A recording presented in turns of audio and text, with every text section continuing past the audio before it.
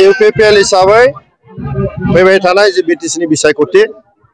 बिनि फोसावदिंनाय जे हाबाफारि बेयो बिराद गोख्रोङै जागासिनो दं आरो जाफुंसारदों 40टा समस्ति 40 समस्तियाव जों गोख्रोङै दिनैहाय फोसावदिंनाय हाबाफारि सोलिगासिनो दङ जेरावबो इउपिपिएलनि बाथ्रा बयबो इउपिपिएलखौ लुबैदों बयबो ट्रेक्टरखौ देरहाजानो लुबैदों बाथ्राया जाबाय मा गोजोन खौसेथि आरो जौगानाय इउपिपिएलनि दिनाव बिराद सान्थि मोनबाय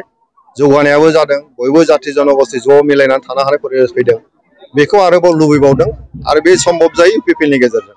बे बाथ्राखौ बयबो लुबैदों नालाय दा गतिके ओंखायनो रायजो राजाफ्रा इउपिपिएलखौनो नांगौ होननानै जेरावबो बुंसोदों दा दिनै जोङो कुसुगाव समस्तियाव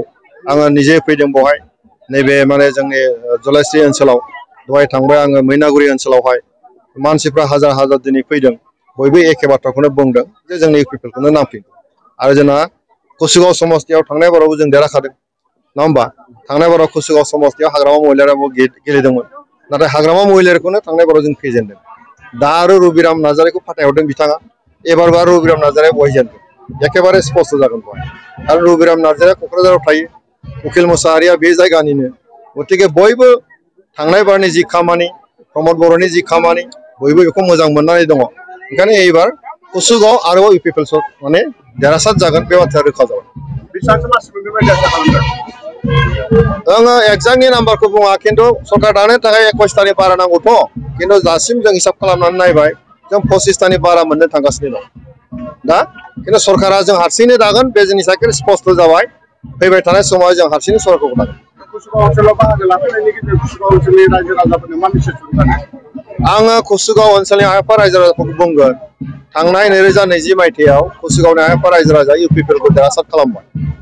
12टा समस्तिनि गेजेराव इउपिपिएलआव कुसुगाव समस्तिखौल' देरहाहोनो हादों रायजो राजानि अननाय दङ आरो 5 बोसोरावहाय प्रमद बर'नि दैदेननायाव सारा बिटिआर ओनसोलाव जेरैबायदि परिबेस फैबाय बे साबसिननिफ्राय हामसिन जाबाय गतिके एबार आरोबाव कुसुगावनि आइएफआ रायजो राजाफ्रा जों इउपिपिएलनिफ्राय उखिल मोसाहारि बिथांखौ जों आरो होफिनदों बिथांखौ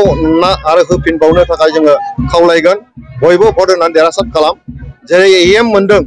एबारबो हयथ' नैबे बोसोरावबो एएम मोननायनि जि मोनसे हाबाफारि जेला फैगोन आङो बेक्तिगत भाबै जुदि उखिल मोसाहारिखौ देरहाहोनो हायो एमसिएलए बेक्तिगत भाबै आङो आरोबाव कुसुगावनिफ्राय एएम होनांगौ होननानै आंबो मानगोनां जोंनि दैदेनगिरिफोरखौ आंबो खावलायगोन गतिके कुसुगावनि आइएफआ रायजो राजाफोरा आङो दङ एमसिएलएखौ देरहासार खालाम आरो जों फैबाय थानाय समावहाय गावनि जौगानायखौ गावनो खालामना ला